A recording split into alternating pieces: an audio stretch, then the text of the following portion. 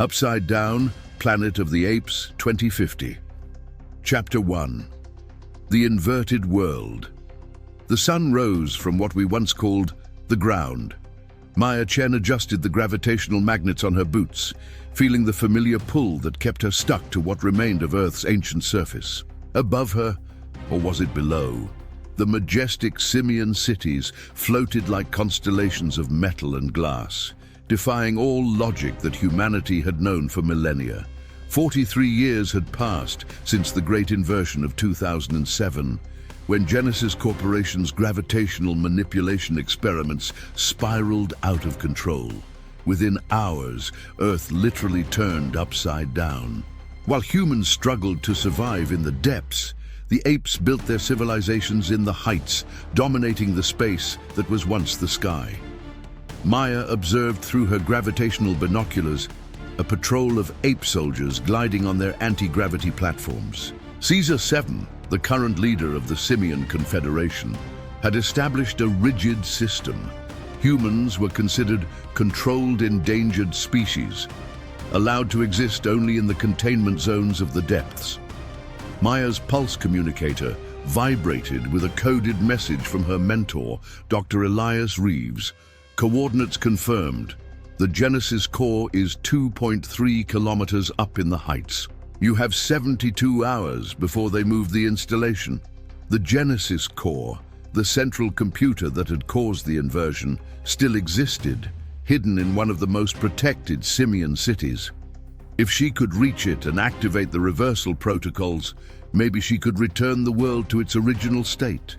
But first, she would have to cross enemy territory, where each step could be her last. If you're feeling the same tension as Maya in this crucial moment, subscribe to the Multiverse of Imagination to follow every step of this impossible journey. Stories that challenge reality and expand the limits of imagination await you. Chapter 2. Unlikely Allies. Maya activated her thermal camouflage suit and began climbing the metal structures connecting the depths to the heights.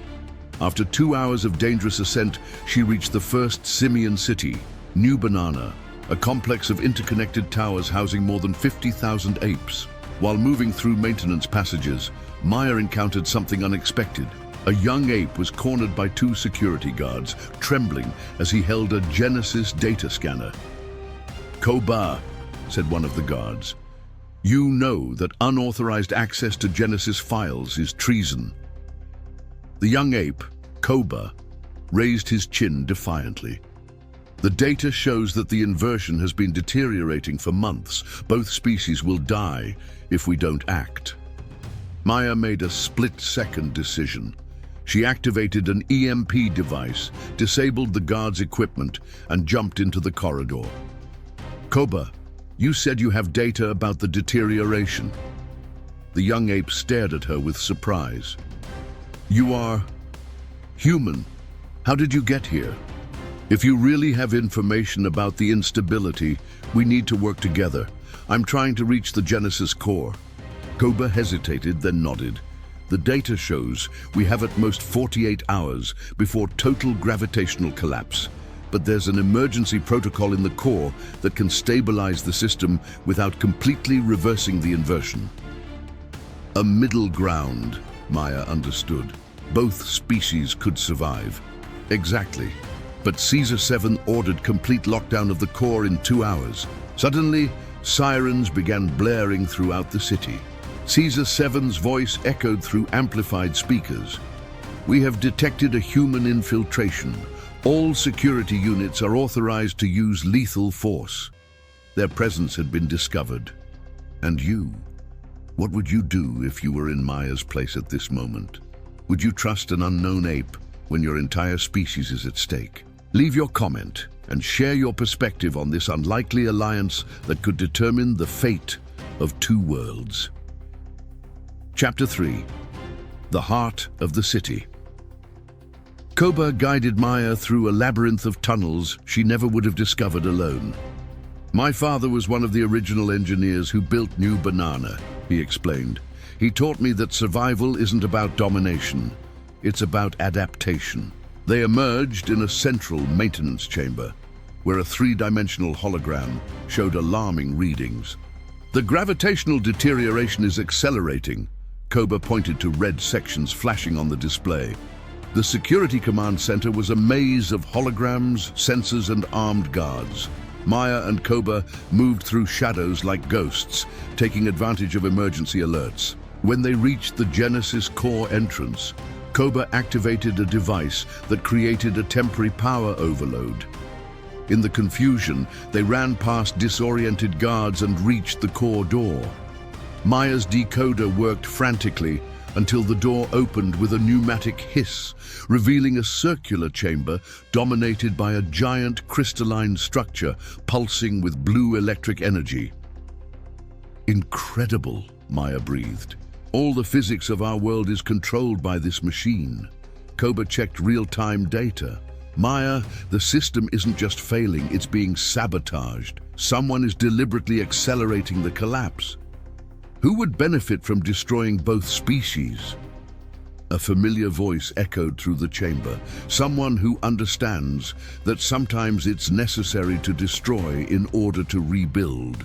Dr. Elias Reeves emerged from the shadows, accompanied by simian guards. Her mentor, the man who had sent her on this mission, was smiling coldly. Elias, you're behind this? 43 years living like rats while the apes prosper. The gravitational collapse will eliminate the simian cities, but humans in the depths have bunkers prepared to survive. Maya felt the world spinning around her. You used me. This entire mission was to complete your sabotage. The truth has finally come to light, but is there still time to prevent the catastrophe? If you're as anxious as I am to discover how this story ends, subscribe to the Multiverse of Imagination, where every revelation is more surprising than the last. Chapter 4. The Final Choice. Maya positioned herself between Reeves and the console. I won't let you do this, Elias. Maya, the apes will never accept us as equals. This is our only chance. Our world, Koba intervened. This planet belongs to all of us now. Destroying this would be regression, not progress. Reeves signaled to the simian guards, but they hesitated. One spoke, Dr. Reeves, our sensors detect that your sabotage will also destroy the depths. Your calculations are wrong. Impossible! Reeves ran to a terminal. His eyes widened. No, the gravitational collapse would be total. Nothing would survive. Maya took advantage of the distraction and began working on the main console. Koba, how do I access the stabilization protocol? Sequence Alpha Genesis 7, but you need 2 simultaneous authorization keys. I have one, Maya said, inserting her access code. Do you have the other? Koba hesitated. If I do this, I'll be betraying my own species in the eyes of many. No, Maya looked directly into his eyes. You'll be saving both species. This isn't betrayal, it's evolution. Koba nodded and inserted his authorization key. The Genesis core began pulsing with golden light, and holograms showed planet Earth gradually stabilizing. Stabilization protocol activated, announced the computer, creating transition zones for interspecies coexistence. A new voice interrupted. Perhaps some won't accept it, but others among us understand that true strength comes from unity. Caesar VII entered the chamber, his gestures peaceful. The simian leader approached them. Young Koba, you showed courage, and you, human Maya, proved that wisdom knows no species boundaries. Maya watched holograms showing the first transition zones being created, areas where gravity functioned normally, allowing humans and apes to live and work together. The world won't return to what it was before, said Caesar VII, but perhaps it can become something better. Epilogue. A New Dawn. 6 months later, Maya stood on the first coexistence platform, watching humans and apes working side by side. The transition zones had become centers of innovation, where both species combined their best characteristics. Koba approached, now wearing an Ambassador of Coexistence insignia. 73% of communities voted to expand the transition zones, and the other 27% Still resistance from both sides. Real change takes time, but we're making progress. On the horizon, the sun set in a world where directions had lost their absolute meaning, but where hope had found a new definition. Earth in 2050 was a planet where two species had learned that true evolution came from cooperation, not domination. And somewhere in the depths, heights, and new transition zones, other stories were just beginning. And you, what other adventures would you like to explore in this multiverse of infinite possibilities? Leave your comment with your ideas and suggestions. Who knows if your imagination might not inspire the next great saga we'll tell together in the multiverse of imagination, the end. This was another epic journey through the dimensions of imagination. If stories like this awaken your curiosity about infinite possible worlds, the multiverse of imagination is your destination.